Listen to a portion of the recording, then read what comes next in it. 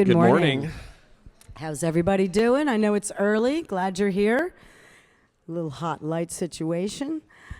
My name's Erin Gorman Kirk. I am putting the bud back in ombudsman.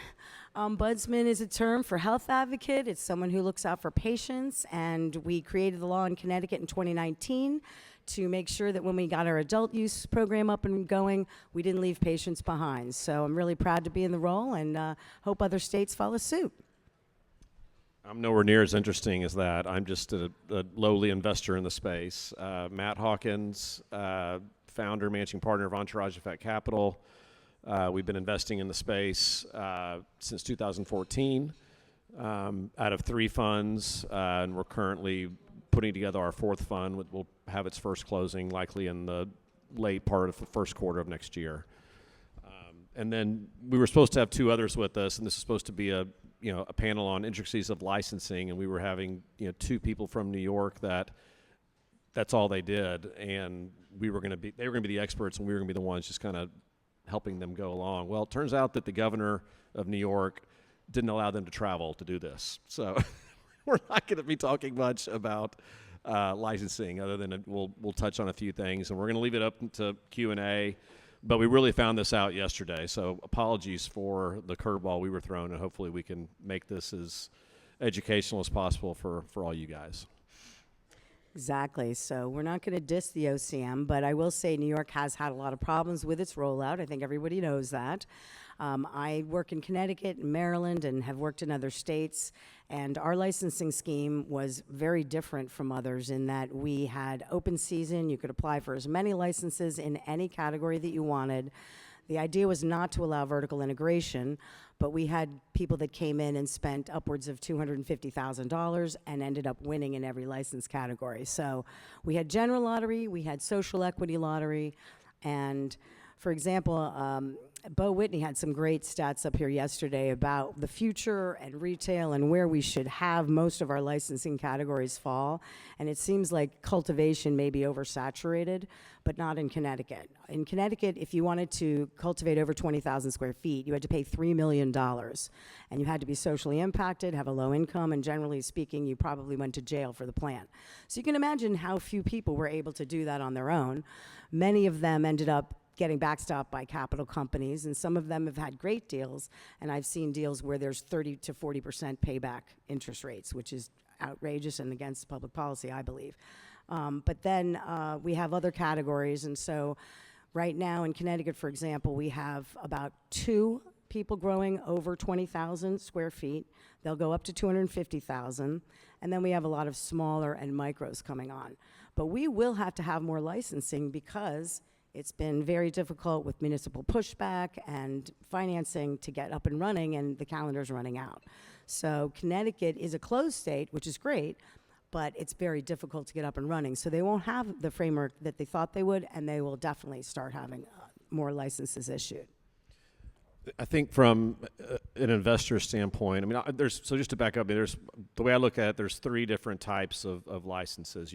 The states can either do a lottery and have offshoots of that, merit-based, or a hybrid of the 2. And I think from an investor standpoint, and again, this isn't because I think that sounds like a good way to do it, but simply from an economic standpoint and from a fiduciary standpoint, having a merit-based program is easier to invest in than just a straight lottery, because it's and from that standpoint it becomes an underwriting question.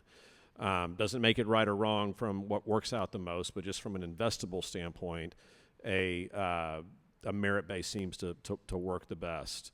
And right now, in our opinion, Missouri, Ohio, and Maryland seem to have the most investable opportunities from that standpoint. Again, taking nothing away from what some of the lottery states have done. However, a lot of times you think that the lottery is done to avoid lawsuits. Well, in New York, it achieved the exact opposite. And the card program got messed up because of the not including the veterans, and we all know the sordid story behind that. But from doing this since 2014, I can tell you one thing: there's not one perfect way of doing this, and it's never going to be perfect. And now, and I'm kind of curious about your work, just with the patient advocacy and all, and just saying the word ombudsman's cool. But I want to learn more about kind of what you do and why that doesn't exist in other states. And more to that, I want to kind of bring in the conversation about the intoxicating hemps and see how hemp-based CBD and see how that plays in at all. Well, from the patient perspective, we had 60,000 patients holding medical cards in Connecticut. Over the past few years, it's diminished, and as soon as adult use happened, a lot of people just abandon it. And the state doesn't require you to pay for the license for the certification, but a doctor still certifies you for about $100 to $250. So not a complete barrier to entry, but people felt if they weren't able to spend a certain amount of money and get that tax benefit, that they would just not re-sign. And then as a result of the lack of, we had 4 original producers, and as a result of the lack of seeds in the ground, there are very few products for patients right now, and my role is to try and make that more robust in terms of product availability. So we barely have RSO. I know the Beard Brothers are trying to bring it in. I know TheraPlant's doing it. But we had a very good medical system starting in 2012, and you could get all kinds of things. You could get tea from Bigelow Tea, which is a very conservative company, but they made amazing tea that our veterans loved. Cookies and things like that, and edibles were widely available, tinctures. None of that is available now. We have RSO, but we don't have very many tinctures or other things. Even the creams we were getting, they're not making. And the reason the producers aren't making it is because they're only selling through to about 38,000 patients now. And only those patients can have above 28% THC. So they're just not going to make it for such a de minimis population. And that's really impacting our patients. It's really problematic. The prices have gone. The 3 main complaints I get are lack of consistent medication. So say you're on an asthma medication for 10, 20 years, and all of a sudden it's not available. You're not achieving stasis. You're in agony. And the second thing is, because of the lack of product, the prices are high. It's extremely, you can get $70 for 3.5 grams of shake. And I'm sorry if I'm insulting anybody, but as someone who's consumed for multiple decades, shake is the stuff you find on the floor in the dorm. I don't know how they're selling that. So, and the next thing is the prices, the consistency, and the quality. So we are trying to get new producers online, but we don't want to have another lottery because we don't want to be Oklahoma. Well, it's a problem nationwide. I mean, we've seen it from every state that's gone from medical to adult use. The medical market has either caved or just given in to adult use, and it's unfortunately it's a business decision at that point for the reasons you just said, and doesn't make it right. But it's another issue with the nascency of our industry, is that these are things that no one really contemplated would be in play until it actually is, and now we're seeing it played over and over again literally in every state that goes, especially states where there's a robust medical program. The states where I refer to, that if you stub your toe, you can get a medical card. And then once that becomes adult use rec, it's hindered. And I'm curious, and if Florida passes, I'm going to be very curious to see what happens there too. Well, I'm bar admitted in Maryland. I'm actually not bar admitted in Connecticut. So I've helped write some statutes down there, and I've spoken down there.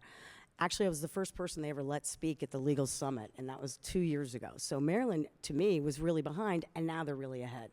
They have a great system. We did some great social equity measures down there. We're giving grants back, or giving loans. We're not allowing municipalities to push back the way that New Jersey has had happen.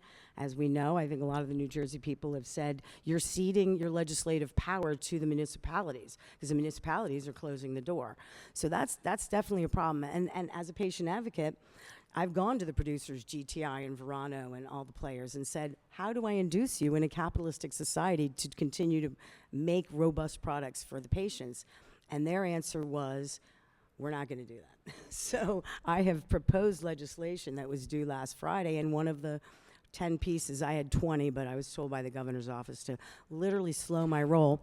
I've said at least allow universality of products, allow the adult use patients to have the same products as the medical. And personally, I think everybody's a patient. I didn't even know I was a patient until I realized I couldn't study in school without it. and I graduated cum laude because I used weed. And it got me through law school, and I realized, oh, I must have ADHD. This helps me. So I think it's medicine. I know that's controversial, but so now I'm trying to get universality of products so that we will have a robust patient program, but I got to go through the adult use, which is Right. kind of a drag. There's some parallels, it seems, to the rec business, the medical business of THC, and what's going on right now with the hemp-derived intoxicating cannabinoids. And no matter what side of the aisle you're on whether or not it's a positive or negative for the industry, the reality is that it's there, and unfortunately, it's an unbalanced framework on how the two sides are competing. I think everybody would agree that, at least everybody that I've talked to, at least wants some clarity on how that's going to be, how that shakes out.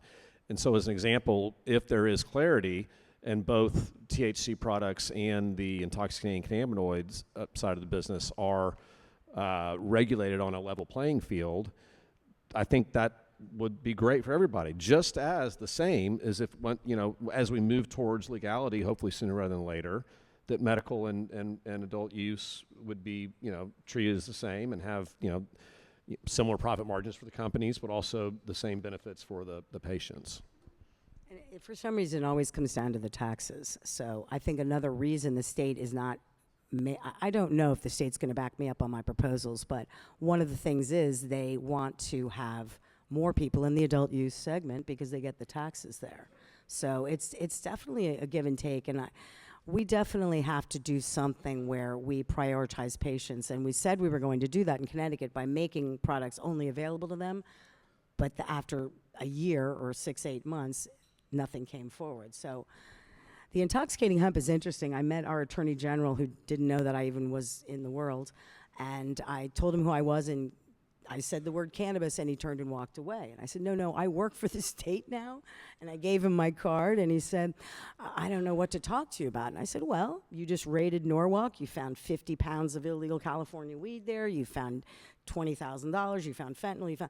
So he was surprised I supported their efforts to clean up the gas station nonsense and the illegal things, because it doesn't help those who've gone through the licensing process, spent all this money, and then there's just people selling it everywhere. And we've had, some issues with kids getting into it. And I draw a hard line in the sand on packaging. I've written legislation. You can't have anything that even appeals to children. But in Connecticut, they took it too far, and we only are allowing white bags.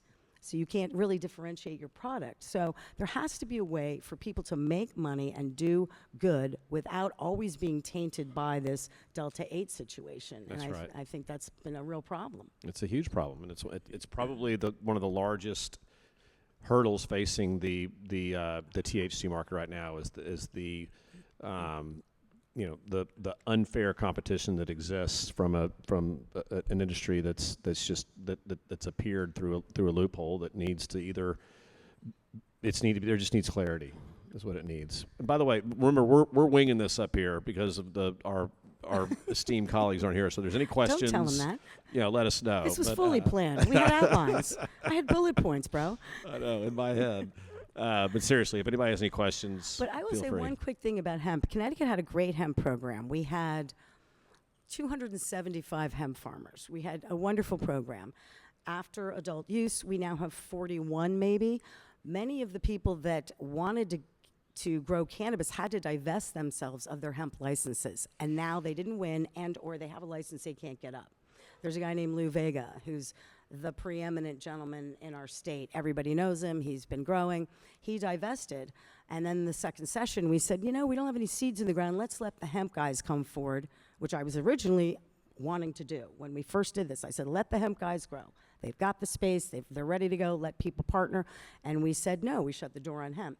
Then we had no seeds in the ground, so last year and the year before, they said, let's bring in the hemp guys. And all the growers were saying it's unfair. It's right. Why didn't we think of that before? And I don't get why every state keeps reinventing the wheel. We could have allowed them to both, stay in business and help the CBD category, help the THC.